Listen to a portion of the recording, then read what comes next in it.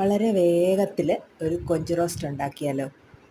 ഒരുപാട് നേരം സവാളയൊക്കെ ഇട്ട് വഴറ്റി തക്കാളിയും ഒക്കെ ഇട്ട് വഴറ്റി വേവിച്ച് ഒന്നും ചെയ്യാതെ വളരെ എളുപ്പത്തിൽ നമുക്കൊരു കൊഞ്ച് റോസ്റ്റ് ചെയ്തെടുക്കാൻ പറ്റും. അതിൻ്റെ റെസിപ്പിയാണിന്ന് കാണിക്കാൻ പോകുന്നത്. ആരെങ്കിലും നമ്മുടെ ചാനൽ സബ്സ്ക്രൈബ് ചെയ്യാതെ കാണുന്നുണ്ടെങ്കിൽ ഒന്ന് സബ്സ്ക്രൈബ് ചെയ്യണം, ലൈക്ക് ചെയ്യണം, ഷെയർ ചെയ്യണം, കമൻറ്റ് ചെയ്യണം. നമ്മൾ കൊഞ്ച് ഇച്ചിരി വലിയ കൊഞ്ച് കിട്ടിയിട്ടുണ്ടായിരുന്നു.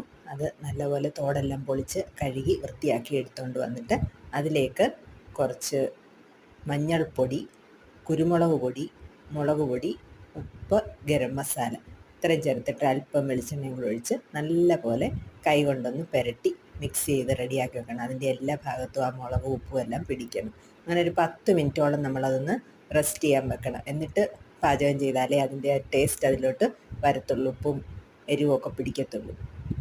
നമ്മൾ സവാളയും തക്കാളിയും പച്ചമുളകും കറിവേപ്പിലയും വെളുത്തുള്ളിയും എല്ലാം അരിഞ്ഞ് വെച്ചിട്ടുണ്ട്. ഒരു ചട്ടി അടുപ്പത്ത് വെച്ച് അതിലേക്ക് 2 ടേബിൾ സ്പൂൺ വെളിച്ചെണ്ണ ഒഴിച്ചിട്ട് ഈ പുരട്ടി വെച്ചിരുന്ന കൊഞ്ച് അതിലേക്ക് ഇട്ട് കൊടുക്കണം. എന്നിട്ട് ഒന്ന് അടച്ച് വെക്കണം. അടച്ച് വെച്ച് കഴിയുമ്പോൾ കൊഞ്ചിൽ നിന്ന് കുറച്ച് വെള്ളമൊക്കെ ഇറങ്ങി അതൊരു ഹാഫ് ആയിട്ട് വെന്തിരിക്കും. ആ സമയത്ത് നമ്മൾ സവാള അരിഞ്ഞതും തക്കാളിയും പച്ചമുളകും വെളുത്തുള്ളിയും കറിവേപ്പില എല്ലാം ഇട്ട് കൊടുക്കണം. എന്നിട്ട് വീണ്ടും ഒരു 10 മിനിറ്റോളം അടച്ച് വെക്കണം. അടച്ച് വെച്ച് കഴിയുമ്പോഴത്തേന് സവാളയൊക്കെ നല്ലപോലെ വെന്ത് സോഫ്റ്റായി വരും. തക്കാളിയൊക്കെ നല്ല വെന്തുടഞ്ഞ് കുറുകി വരും.